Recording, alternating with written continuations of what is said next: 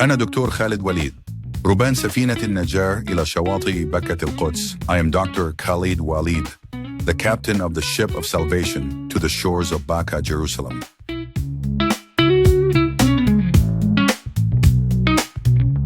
Ever just stop and think about how we truly connect with the divine these days? I mean, in our incredibly busy, information-saturated world, you know? Yeah, it's a lot. With so many diverse practices and interpretations floating around, it can be hard to know, well, how do we cut through all that noise? Exactly. How do we find a path that feels authentic, something balanced and, deeply resonant? It's a profound challenge, isn't it? So many people are searching for something beyond just like rote ritual. We're looking for something that genuinely integrates our spiritual life with our everyday existence. Yeah. Not as separate boxes, but as one seamless journey. Absolutely. And that's precisely the journey we're embarking on today here on The Deep Dive.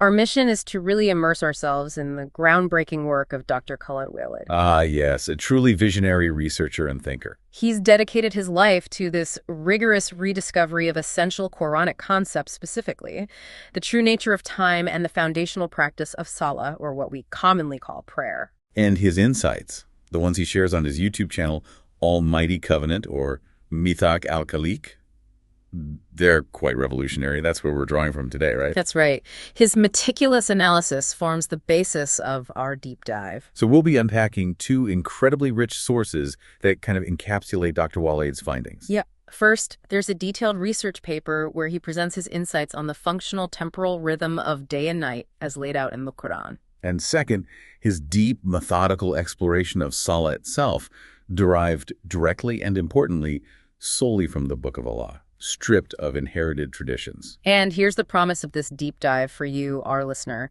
This isn't just about understanding ancient texts. This is about uncovering, through Dr. Waleed's meticulous reinterpretation, a balanced, integrated system for life. What he actually terms a deen in its really comprehensive sense. Exactly. It's about finding a direct, unmediated connection with the Creator, one that might just bring those aha moments of clarity and practical insight you've been looking for. So get ready to perhaps rethink some fundamental concepts of existence and worship. Okay, let's dive in then. Let's unpack this fascinating premise from Dr. Khaled Waleed's paper, The Functional Temporal Rhythm in the Quran. Right.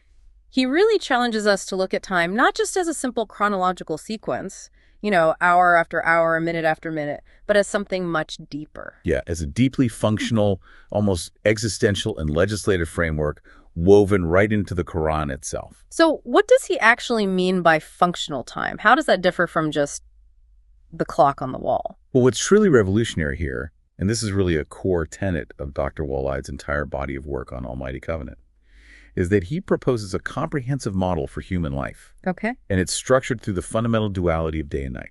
He doesn't see them as just, segments of time. Not just light and dark. Not at all. It's not just about the simple presence or absence of light. It's about defining specific human roles, cosmic functions, even distinct spiritual purposes that are uniquely assigned to these periods. So this immediately raises a critical question for all of us. How does the Quran, when read through Dr. Waleed's lens, truly guide us to use these temporal spaces? For a balanced life, right. Purposeful, fulfilling. Precisely. He's essentially revealing a complete blueprint for optimal human functioning, what he calls a deen, derived directly from the Quran's own understanding of time. So this isn't just about the clock. It's like a divine design for our very existence. Okay, let's start with the day, An-Nahar. Dr. Waleed presents this as the domain of action and something he calls sacred effort. I find that phrase really invigorating, don't you? Our everyday work reframed as sacred. It absolutely is. The core concept Dr. Waleed unveils is that the day is presented explicitly as a period for activity, work, and active worship. Active worship. Interesting. Yes. He considers it a sacred effort because it's about transforming human energy and intention into tangible outcomes, whether that's building something, seeking sustenance for your family, engaging in productive work for society. The daily grind, basically. Kind of, but elevated. What's truly crucial in Dr. Waleed's emphasis is that this very effort, this daily grind, if you like, is considered worship in itself. It's not just a precursor to worship or something you do to enable worship later. It is worship. It is worship, and that fundamentally redefines our whole perspective on work and daily life, doesn't it? It really does. That's powerful. It completely shifts the paradigm. So how does the Quran, through Dr. Waleed's lens, actually mark out this day? Are there specific time markers with specific functions? Oh, definitely. He's not just giving us timestamps, he's revealing how each phase is inherently designed for a specific spiritual and functional purpose within this divine system. Okay, let's break him down. All right. First, we have Al-Fajr, or dawn. This signifies the true beginning of daily activity and what he terms sab. Sab. What's that exactly? It's a concept of cosmic movement, of active worship through action. He shows Fajr acts as this critical connection point between the quiet, reflective worship of the night and the dynamic movement that defines the day. Like a bridge. Exactly. And you see in Surah Al-Isra, the Quran speaks of the Quran of dawn being ever witnessed. Dr. Waleed highlights this verse to show just how profound and foundational this moment is for launching our day's activities. Witnessed by whom? He suggests both angels and humans bear witness to this vital launch point. It's like a sacred initiation for the day. So Fajr isn't just waking up, it's a divinely appointed call to action, a launch sequence for our day's efforts. What comes next as the light really starts to grow? Following Fajr, we enter Asub, which is the morning light. This marks the full commencement of seeking and earning a livelihood. This is when you truly start moving out, engaging with the world for sustenance and productivity. So getting down to business. Pretty much. Dr. Waleed often points to examples like Noah's Ark preparation mentioned in Surah Hud, where major communal efforts began, or Prophet Suleiman's supplication in Surah An-Naml, which is often associated with the morning. Right, indicating a fresh start for significant work. Exactly. Time for purposeful, striving, energetic beginnings. And then, when the sun is fully up, the moment everything becomes clear. That's Ash-Shuruk, or sunrise. This is the precise moment when vision becomes clear, the world is fully illuminated, and practical work can begin in earnest. You can see properly, navigate. Choose your path. Precisely. Dr. Waleed connects this to the story in Surah Al-Kahf about the sun shifting from the cave dwellers. He sees it illustrating that direct link to the start of movement, the ability to choose one's path, and navigating the world with full clarity. It's the moment of full engagement. Okay, then we hit the peak of the day with Adur, noon. How does Dr. Waleed view this period? Because often that's when energy starts to dip, right? It is. Adur is identified as the peak of daily activity and social interaction.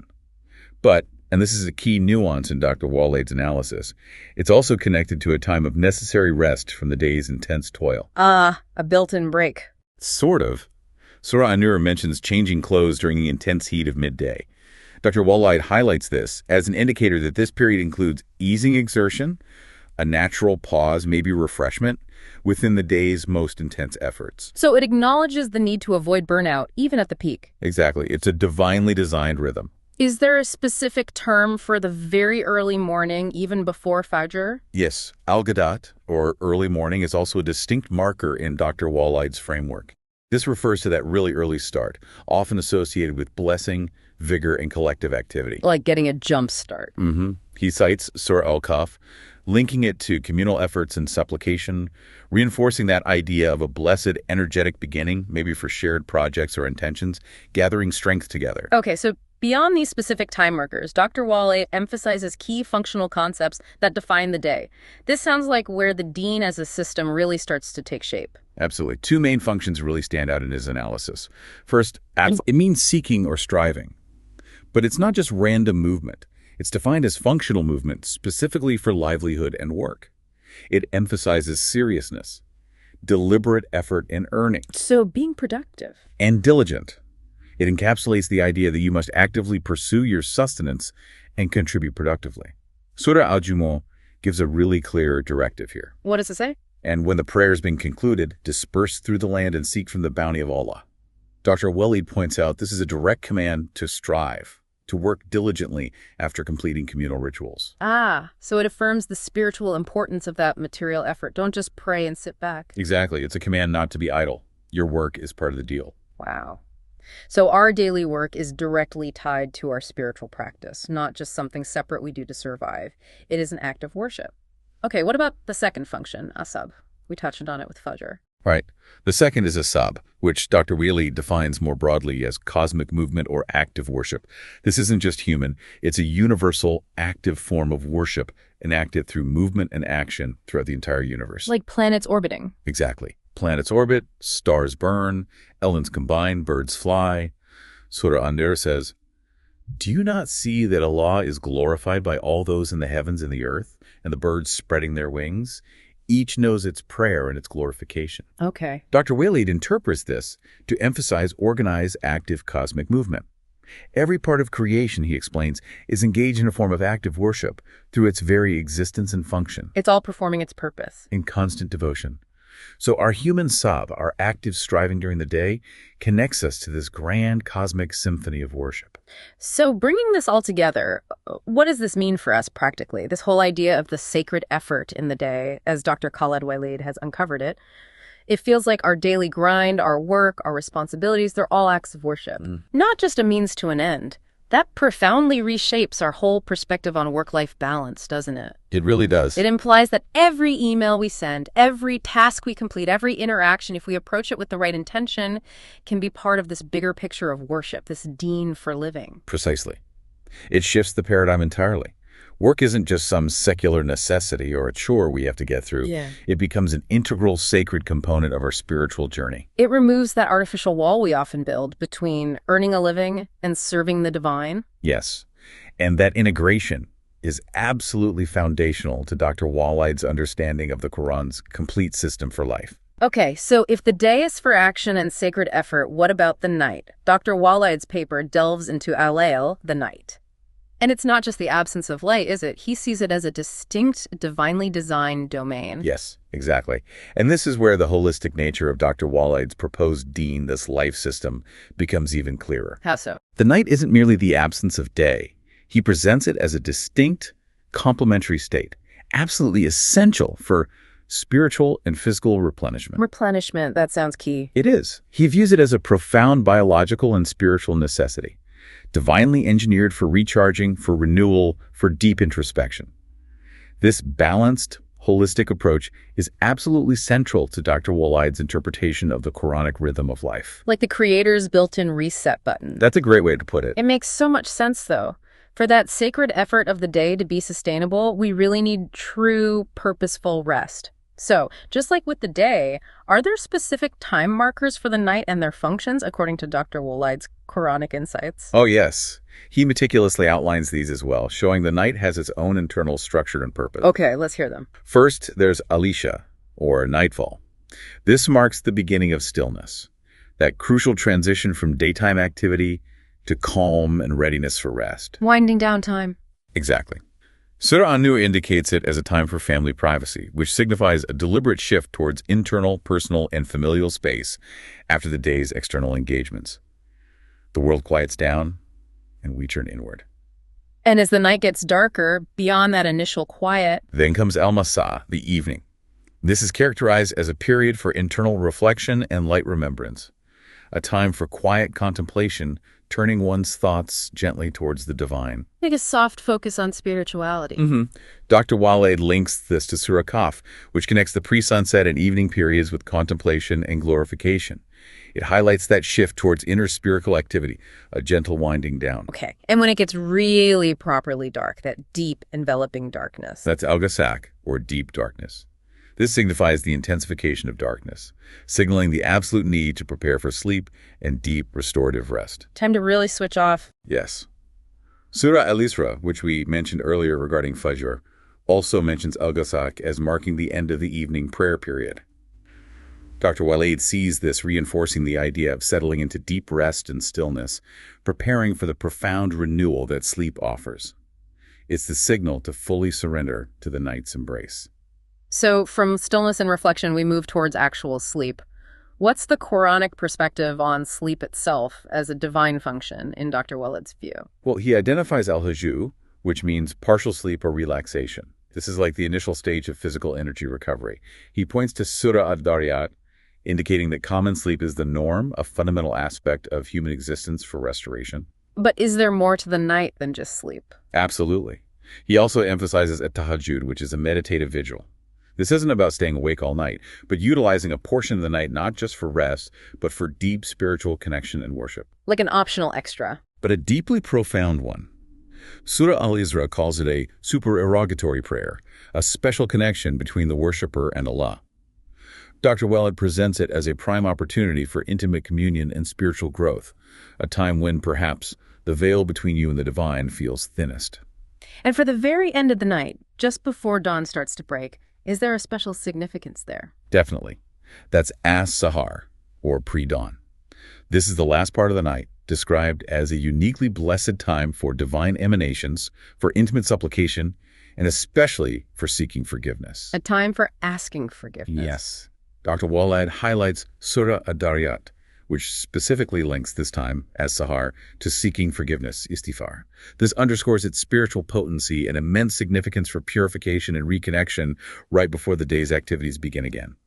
Many consider it the most blessed time for direct communion.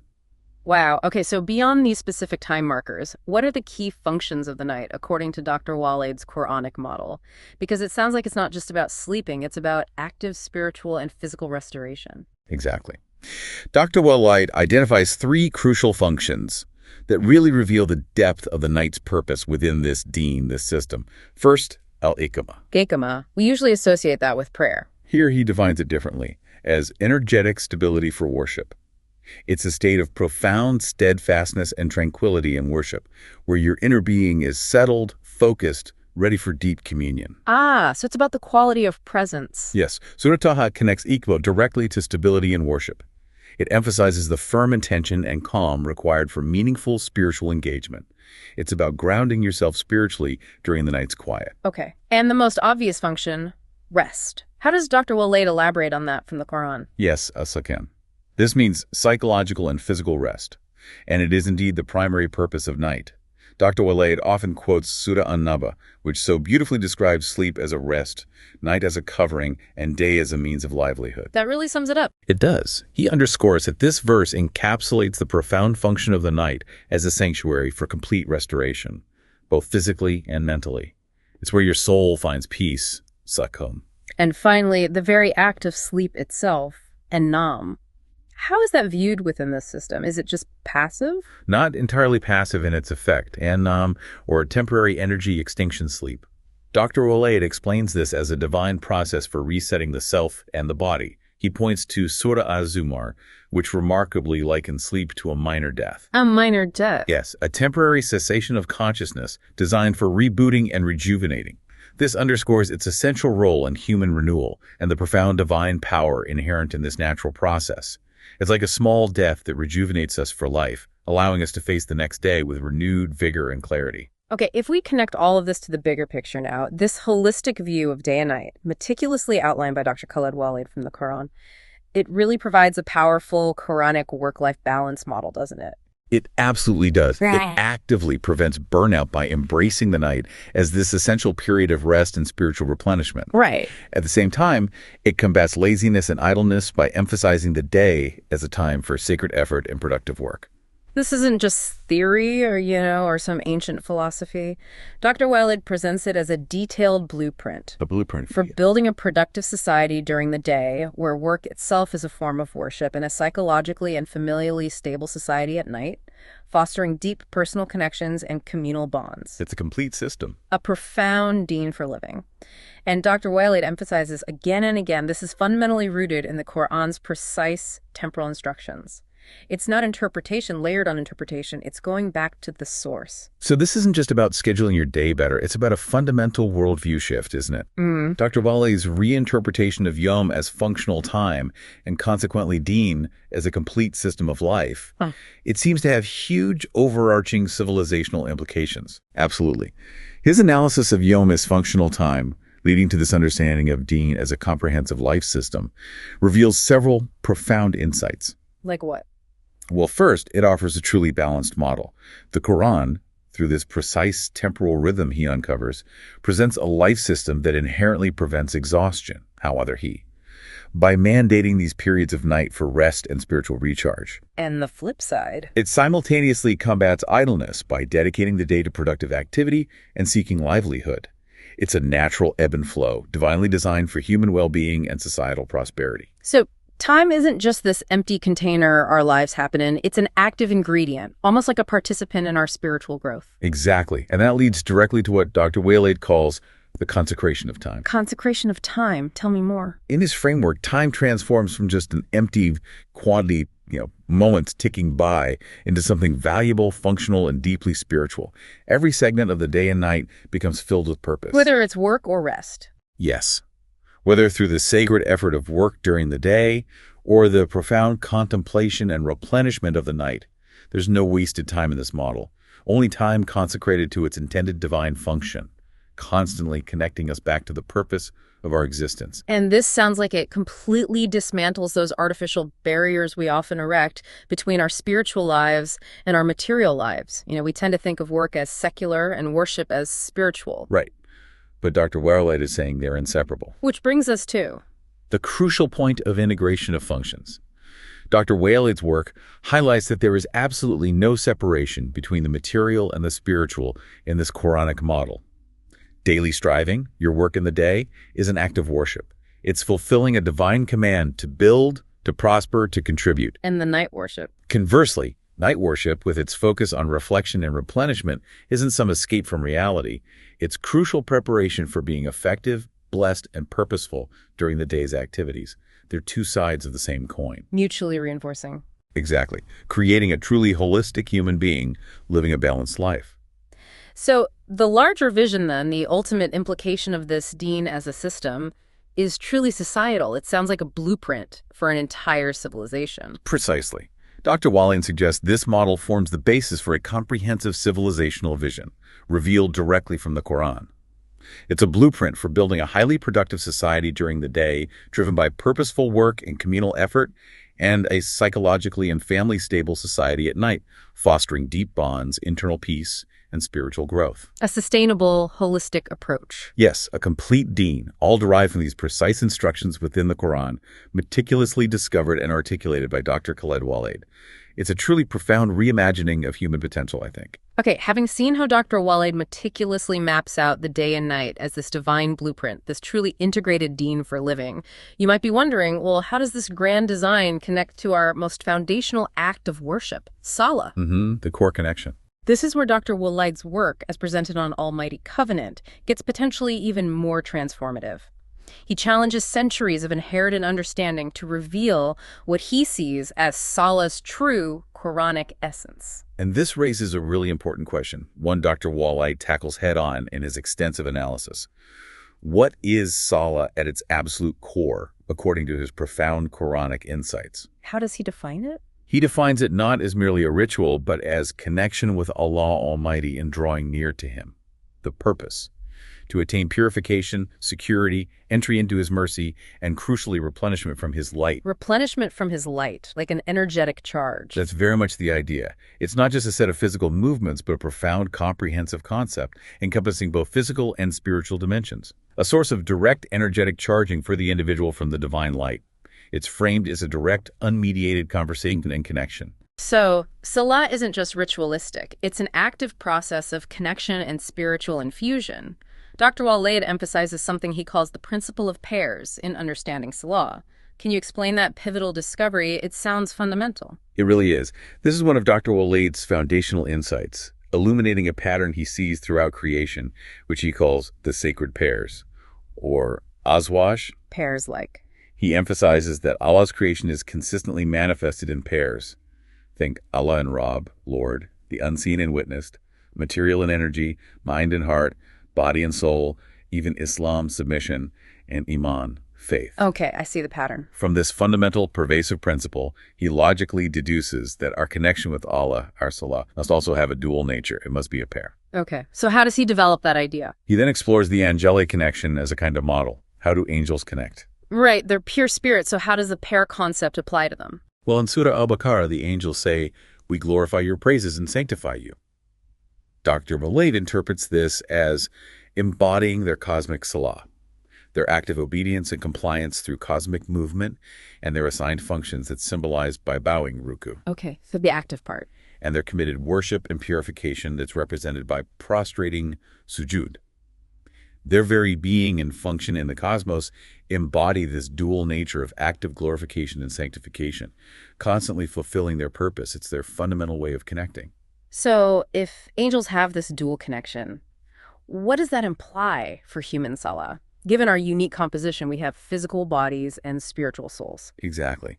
For humans, possessing both bodies and souls, salah must logically involve both dimensions to be a complete connection. Dr. Waleed concludes that salah for us is this combination.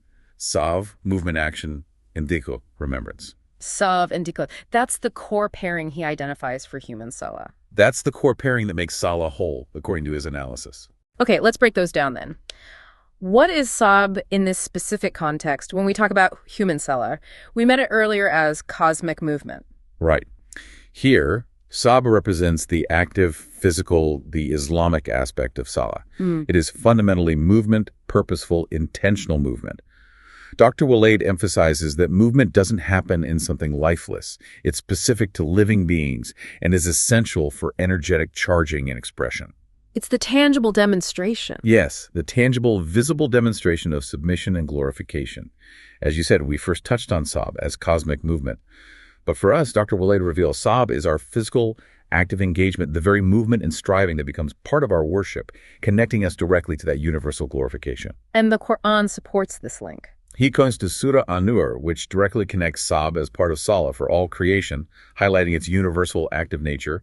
And furthermore, he refers to Surah At-Tawbah, which uses the word lazily in connection with neglecting Salah.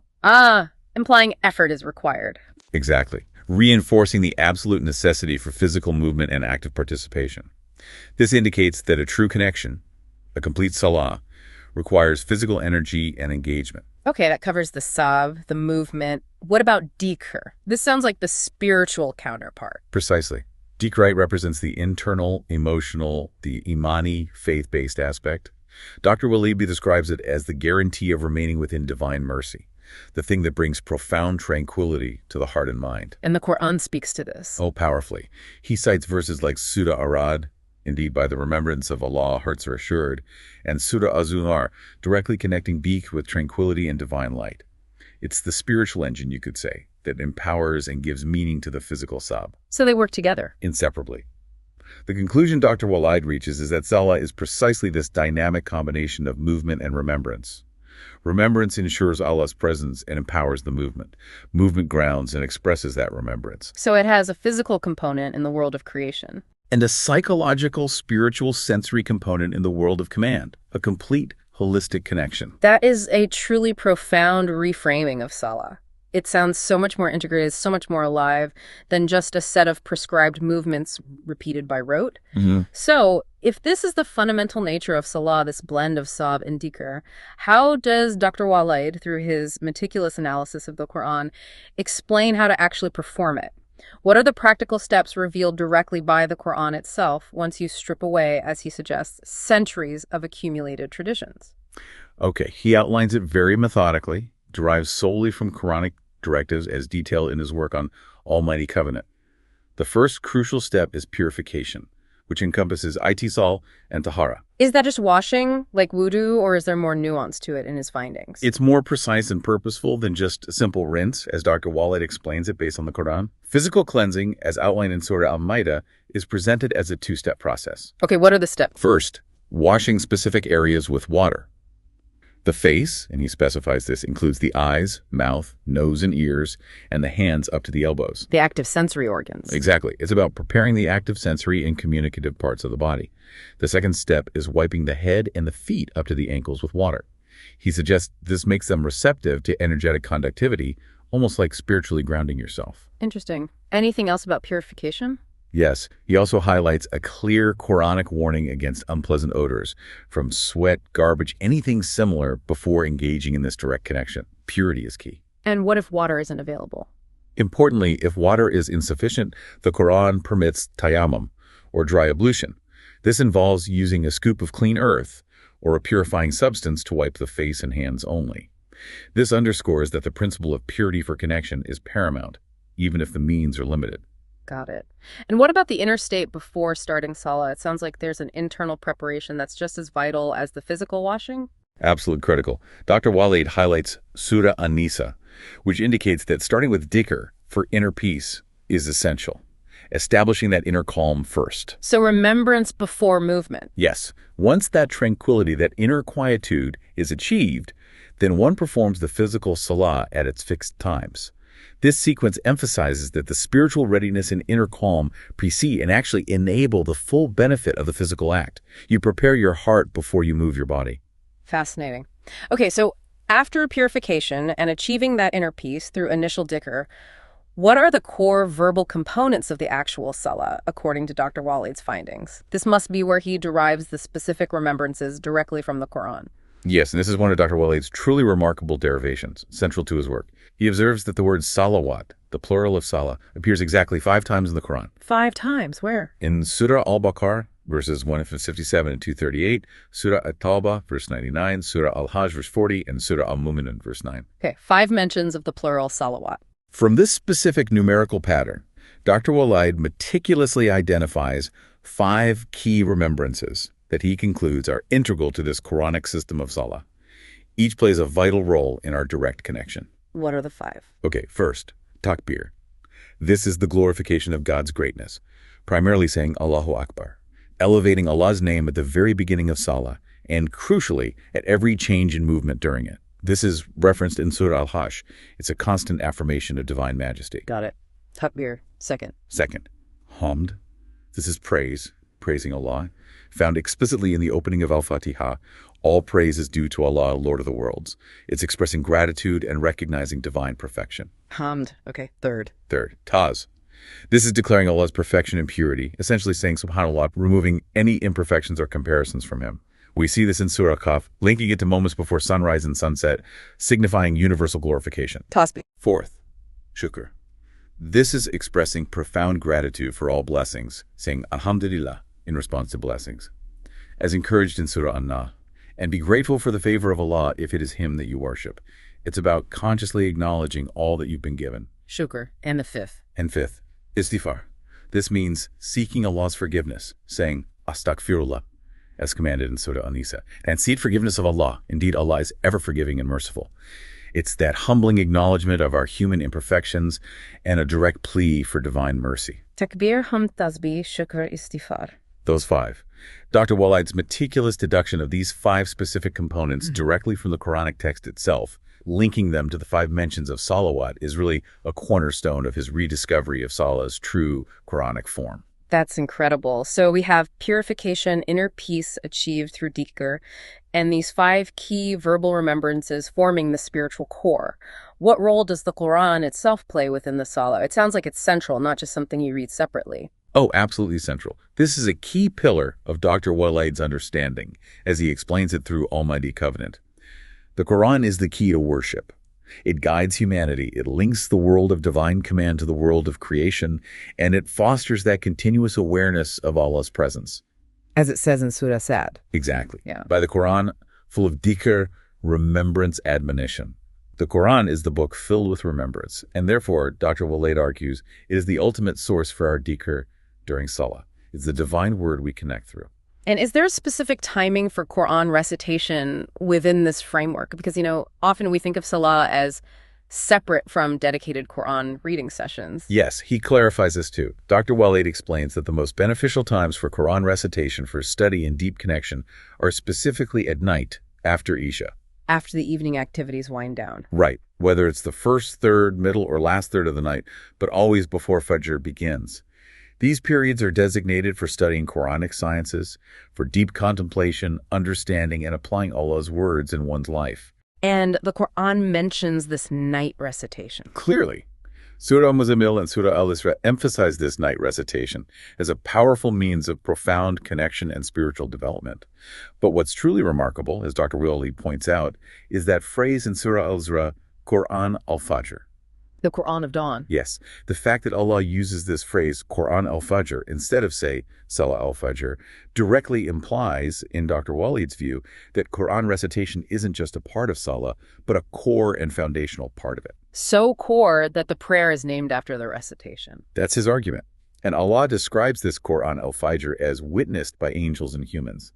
This highlights its immense importance and energetic impact at the dawn of day, kicking off the day's sub with divine guidance. This is genuinely eye-opening. Connecting the physical act of salah so deeply with specific Quranic recitations and inner states, it feels much more holistic. Okay, now let's get into the physical movements themselves. The harakiyah, the active sob component. Dr. Waleed states there are only 2 fixed timings for these physical movements. Now, this truly challenges conventional understanding, doesn't it? The idea of 5 daily prayers is so ingrained. It is indeed one of Dr. Waleed's most significant challenges to inherited traditions, and one he supports with extensive Quranic textual analysis, as presented in Almighty Covenant. He asserts that the Quran specifies only 2 precise periods for the physical salah, and these periods have clear beginnings and ends. Not 5 distinct, separate prayer times scattered throughout the day. That's his finding. It changes the entire rhythmic structure of the day's worship schedule as commonly understood. Okay, what are these 2 fixed timings for the physical salah, according to his research? The first is the Fajr Salah period. This period starts, he explains, with the very first glimmer of light before the sun disk appears on the horizon, that moment when light begins to break the darkness. The true dawn. Yes. And it ends when any part of the sun disk actually appears above the horizon. That's the start of Shuruk, sunrise. Dr. Waleed identifies this timing with Quranic phrases like Yinya Siasha, the ends of the day, and also connects it to Duluk, which he interprets as a broader term for the sun's movement as it declines or moves away from its zenith or initial appearance. It's a defined, potent window. A short window at dawn. Okay. And the second period for the evening. The second is the Maghrib Jisha Salah period. This begins precisely when the top part of the sun disk touches the horizon at sunset. Right at sunset. Yes. And it continues until the top part of the sun disk reaches what he calls the night's duluk, which Allah names Al-Isha in the Quran, signifying deep darkness. This period is also associated with the phrase Zufan min al-layl, parts of the night. So a window from sunset into the deep night? Correct. And Dr. Waleed emphasizes that while these are the times for the physical salah, the dhikra aspect, especially Quran recitation, is best performed in the periods just before these 2 prescribed salah times. To prepare the mind and spirit. Exactly. Allowing for focused dhikr before the physical salah begins. Okay, so only 2 fixed windows for the physical salah, not 5 distinct prayer times. Now, how many ikma, you described that earlier as standing initiations or full cycles of movement. How many of those are there within these 2 periods, according to Dr. Waleed's rigorous Quranic derivation? This is where the number 5 comes back in, right? Yes, exactly. This is another key finding Dr. Waleed meticulously derives from the Quran itself. He notes that there are 5 direct commands to establish salah, Aqima Salah, found in the Quran. Where are those found? In Surah Hud, Surah Isra, Surah Taha, Surah Ankabut, and Surah Luqman. 5 distinct commands. Okay. This crucial finding indicates, in his analysis, that there are 5 physical, rational, active ikamas, or complete cycles of salah for each individual to perform daily. This total number of 5 cycles aligns with the 5 commands. It's the number of cycles, not the number of separate prayer times. That's the key distinction he draws. 5 cycles distributed within the 2 time windows. Got it. And what about the bowing, ruku, and prostrating, sujud? How many of those are prescribed for each cycle based on his Quranic reading? Okay, for ruku, bowing, which symbolizes complete submission, he notes that the state of bowing is mentioned 5 times in the Quran. Also 5 times. Interesting. Where? In Surah Al-Baqarah, Ali Imran, Al-Maida, Taba, and Salbai. Dr. Waleed interprets ruku as representing that complete submission to Allah's command, mirroring how other creations submit in the universe. Okay, 1 ruku per cycle seems implied. What about sujud? As for sujud, prostrations, he infers from direct commands in Surah Al-Insan, and prostrate to him and exalt him long into the night, and Surah Al-Alaq, prostrate and draw near to Allah, that there are 2 prostrations per ikama post-cycle. 2 prostrations, why 2? Sujud signifies continuous commitment and sustained devotion. He sees the doubling as reinforcing this deep, humbling act of ultimate submission. Okay, so each cycle has standing recitation, 1 ruku, and 2 sujud. Now, combining these findings, 5 total cycles, ikamas for the day, split between the 2 time periods. How does that break down? Dr. Waleed concludes, based on this framework, that there are 2 cycles, 2 ikamas, to be performed in the morning period, the Fajr Salah period. 2 cycles at dawn. And 3 cycles, 3 ikamas, to be performed in the evening period, the Maghribisha Salah period. 3 cycles in the evening window. Exactly. Each ikma, or cycle, involves the standing recitation, followed by 1 ruku, bowing, and 2 sujud prostrations to complete it. This structure, 2 cycles in the morning, 3 in the evening, adds up perfectly to the 5 total cycles, aligning directly with the 5 Quranic commands to establish Salah. He presents it as a concise, internally consistent, perfectly balanced system derived solely from the text. This structure brings us to a concept often debated and perhaps traditionally misunderstood. Salah al-Wusta, or the middle prayer. How does Dr. Waleed interpret this specific term, given his framework of 2 main prayer periods, not 3 or 5? Where does the middle one fit? Ah, yes. This is one of Dr. Waleed's most insightful and unique interpretations, and it contrasts sharply with many traditional views. It actually clarifies a long-standing point of confusion beautifully, I think. How so? He explains that Salah al-Wusta refers specifically to the brief transitional periods between day and night, namely, the exact moments of sunrise and sunset. The transitions themselves. Precisely. He points to verses like Surah Fussilat. And of his signs are the night and day and the sun and moon. Do not prostrate to the sun or to the moon, but prostrate to Allah who created them. And the command in Surah al-Baqarah guards strictly the salawat, especially the middle salah. Dr. Waleed concludes that Salah al-Wusta therefore means guarding against or avoiding performing the physical salah during the precise moments of sunrise and sunset. Why? Because at these times, the sun and moon could be seen metaphorically as prostrating with us to Allah. So it's a command not to pray at those specific instants. Yes, to avoid prayer at those exact, brief, intermediary moments. The purpose, he argues, is to prevent any resemblance of sun or moon worship, emphasizing that devotion is solely and purely for the Creator. It becomes a powerful statement of pure monotheism integrated right into the timing structure. That truly reframes the middle prayer completely, not as a separate prayer time, but as moments to avoid prayer. Okay, this is incredibly detailed. So can you walk us through an example of one of these complete cycles, the detailed performance of Salah as discovered and presented by Dr. Waleed from the Quran? This is where the sub and the really come together in practice. Certainly. This is the practical application of Dr. Waleed's deep dives into the Quranic directives for Salah as he presents it on Almighty Covenant. Let's take one cycle, one ekah, one takbir. You begin by elevating Allah's name, saying Allahu Akbar. This marks the start, initiating the connection. Dr. Waleed calls this the placing of the command. Okay, start with takbir. 2. Al-Fatiha. You then recite Surah Al-Fatiha. Dr. Waleed refers to this as the Almighty Covenant, Mithaq al-Khaliq, the foundational agreement between Creator and creation. This surah inherently contains hamd, praise. You read it at the start of every cycle, every ikmah. This is the placing of praise. Fatiha in every cycle, got it. 3. Quran recitation. Following Al-Fatiha, you recite some verses from the Quran, the dhikr-filled book. Yeah. This is key for bringing tranquility to the heart and drawing closer to the divine through its wisdom. This is the core dhikr component flowing directly from the divine word during the standing position. Recite more Quran. Makes sense. 4. Takbir and ruku, bowing. You then say Allahu Akbar again and begin to bow, moving smoothly into the ruku position. While bowing, you glorify Allah primarily through tasbih, saying Subhanallah. Dr. Waleed symbolically calls this placing of the sky, representing your complete submission, mirroring the cosmos. Takbir, bow, tasbih. 5. Takbir and standing straight. After completing the bowing, you say Allahu Akbar and rise back to a straight standing position, reaffirming your uprightness before the Creator for a moment. Stand up straight again. 6. Takbir and prostrating. Core little ard. You then say Allahu Akbar once more and descend towards the earth. Car little ard means fall to the earth, dropping onto your knees, preparing for the deepest form of humility. Takbir, go down for sujood. 7. For sujood. Your forehead touches the ground. This symbolizes complete humility and submission. During this prostration, the primary focus of your dhikr is seeking forgiveness, istighfar. Dr. Waleed calls this placing of the earth, grounding yourself in absolute humility. First sujood, focus on istighfar. 8. Takbir and sitting. You say Allahu Akbar and rise from the prostration to a brief sitting position on your knees.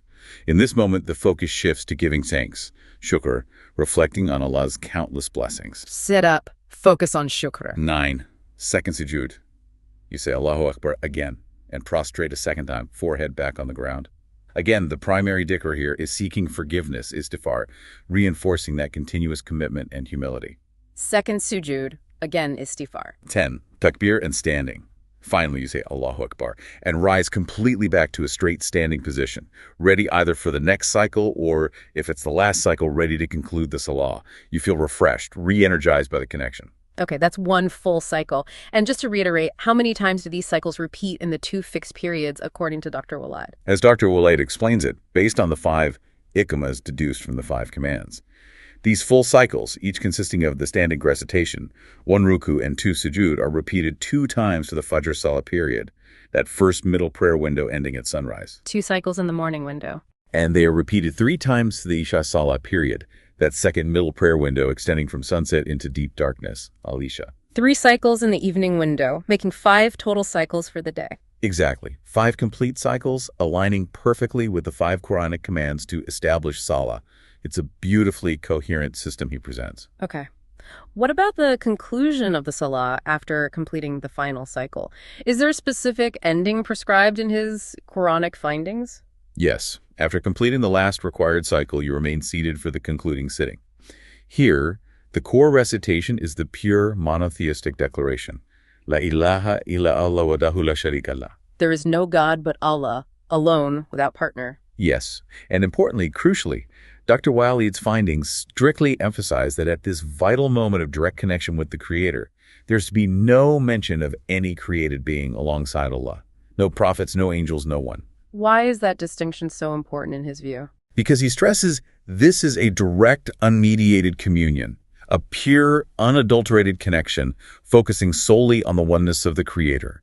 Adding any other name at this specific point, he argues, compromises that purity based on Quranic principles of monotheism. You can also recite any personal Quranic verses that resonate with you during the sitting, but that core monotheistic declaration is key. That's a very significant point. Okay, and finally, the salutation, or taslim, how does that fit in? Yes, the taslim. This involves turning your head to the right and then to the left. Dr. Waleed interprets this as acknowledging the presence of the guardian angels who witness your salah, a respectful acknowledgement of the unseen witnesses. And after the taslim? After this, you engage in post-salah supplication, dua. This is your personal time to offer further praise, gratitude, and make heartfelt supplications directly to Allah for whatever needs you have. So the whole process is framed as this direct connection, culminating in personal supplication. Exactly. This entire detailed process, as Dr. Khaled Waleed has meticulously elucidated and published through Almighty Covenant, is derived, he maintains, exclusively from the Quran itself. It provides a simple yet profound framework for connecting with Allah, a truly unmediated and powerful system of worship that he unveils as the true Salah described in the book. Wow. Okay, so to try and recap this incredibly insightful deep dive into Dr. Khaled Waleed's transformative work, we've explored his powerful insights directly from the Quran. We've seen how time, yom, is presented not just as a chronological measure, but as a deeply functional framework for a balanced life of action and reflection. The deen as a life system embedded in time. Exactly. And we've seen how Salah is, according to his rigorous Quranic rediscovery, a direct dual-natured connection with Allah. It involves both physical movement, and internal remembrance, the dhikr. Right. All derived solely and meticulously from the Quran itself as he presents it through his platform, Almighty Covenant. And this perspective, uniquely presented by Dr. Waleed, really offers a path to profound personal connection and a comprehensive, balanced life system, the deen as an entire system for living.